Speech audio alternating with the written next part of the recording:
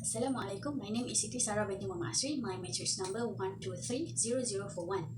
Media effects theories aim to explain how various forms of media such as television, film, radio, newspapers, and digital media can influence individuals and societies. There are several key media effects theories, which are hypodermic needle theory, or we call magic bullet theory, two-step flow theory, and selective exposure theory.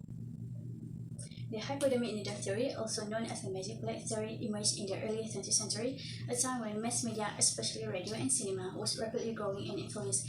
This period included events like World War I, where propaganda played a significant role, leading to concerns about the powerful effects of media on the public.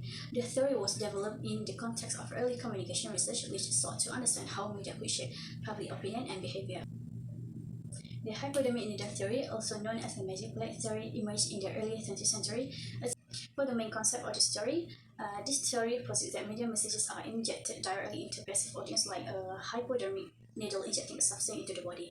It assumes that audiences receive media content uniformly and are immediately influenced without questioning or resisting the message. This theory suggests a powerful, direct, and immediate effect of media on the audience, portraying them as passive recipients of information who react in predictable ways to media stimuli.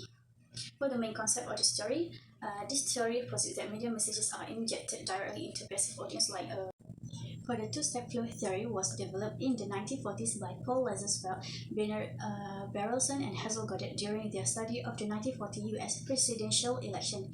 This study, detailed in their book The People's Choice, challenged the prevailing hypodermic needle theory by showing that media's influences was not as direct and immediate as previously thought. The research suggested that interpersonal communication played a significant role in shaping public opinion, especially through the influence of opinion leaders. For the main concept for this theory posits that media messages first reach opinion leaders, who are individuals actively engaged with media and who interpret the information. These opinion leaders then rely and interpret the media messages through their social networks. This process highlights that media effects are not direct but are filtered through interpersonal communication. The theory emphasizes the role of social networks and the active participation of audiences, suggesting that people are more influenced by trusted opinion leaders than by direct media consumption.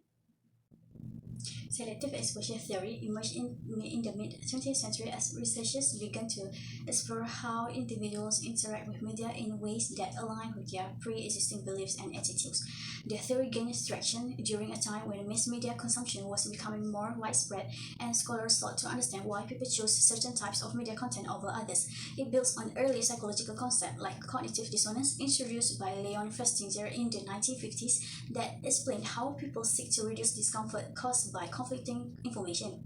The main concept for this theory suggests that individuals actively choose media content that reinforces their existing beliefs and attitudes while avoiding content that contradicts them. The theory emphasizes that audiences are not passive recipients but active participants who selectively expose themselves to media that aligns with their viewpoints, leading to phenomena like echo chambers and filter bubbles where people are surrounded by information that confirms their biases. For the summary, hypodermic needle theory, the early theory that suggests media messages are injected into a passive audience, leading to instantaneous and uniform responses. It treats audiences as having no power to resist or critically analyze the depiction.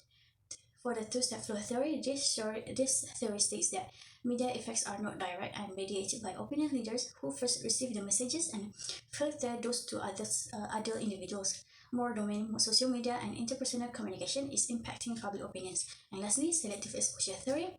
This theory emphasizes the active role of the audience in seeking media that reinforces their beliefs and avoids information that contradicts them. It points to psychological mechanisms such as cognitive dissonance and confirmation bias. For the summary, hypodermic needle theory, the early theory that suggests media messages are injected into a passive audience, leading to instantaneous and uniform responses. It treats audiences as the evolution of media effects theories from direct influence to more complex interactions highlight the growing understanding of the audience's active role in the media consumption.